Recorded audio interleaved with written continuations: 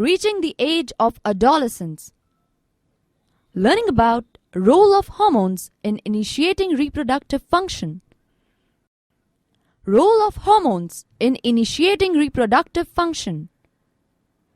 Endocrine glands release hormones into the bloodstream to reach a particular body part called target site. The target site responds to the hormone. There are many endocrine glands or ductless glands in the body. The testes and the ovaries secrete sex hormones. We have just learned that these hormones are responsible for the male and female secondary sexual characters. Further, the sex hormones are under the control of hormones from the pituitary gland. The pituitary secretes many hormones, one of which makes ova mature in the ovaries and sperms form in the testes.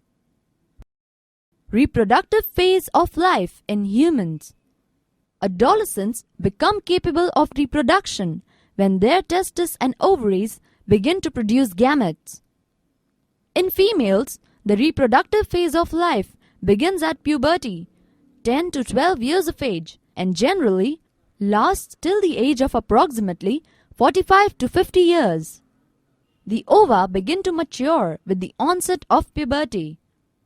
One ovum matures and is released by one of the ovaries once in about 28 to 30 days. During this period, the wall of the uterus becomes thick so as to receive the egg, in case it is fertilized and begins to develop. This results in pregnancy. If fertilization does not occur, the released egg and the thickened lining of the uterus, along with its blood vessels, are shed off. This causes bleeding in women, which is called menstruation. Menstruation occurs once in about 28 to 30 days. The first menstrual flow begins at puberty and is termed menarche. At 45 to 50 years of age, the menstrual cycle stops. Stoppage of menstruation is termed as menopause.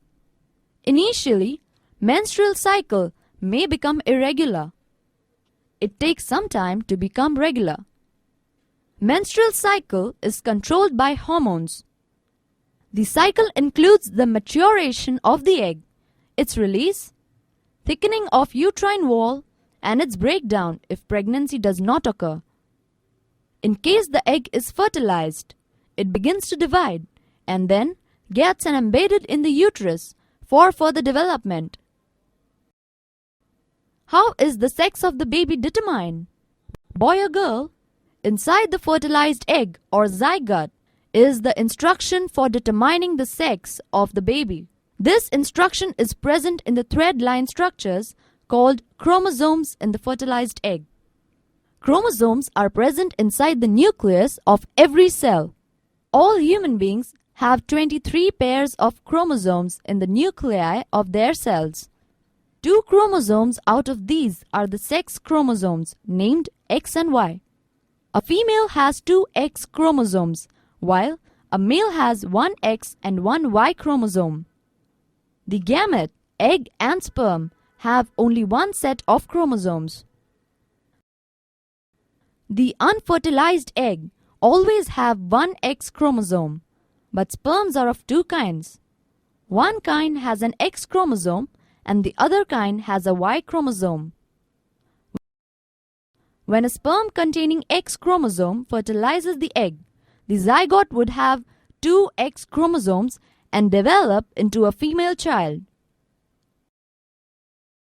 If the sperm contributes a Y chromosome to the egg ovum at fertilization, the zygote would have developed into a male child. Now you know that the sex chromosomes of the father determines the sex of an unborn baby. The belief that the mother is responsible for the sex of her baby is completely wrong, and to blame her for this is totally unjustified. Summary: pituitary gland secretes hormones which include growth hormone and hormones that make other glands such as the testes, ovaries, thyroids, and adrenal secrete hormones. Pancreas secrete insulin. Thyroid produces thyroxine, and adrenals produce adrenaline.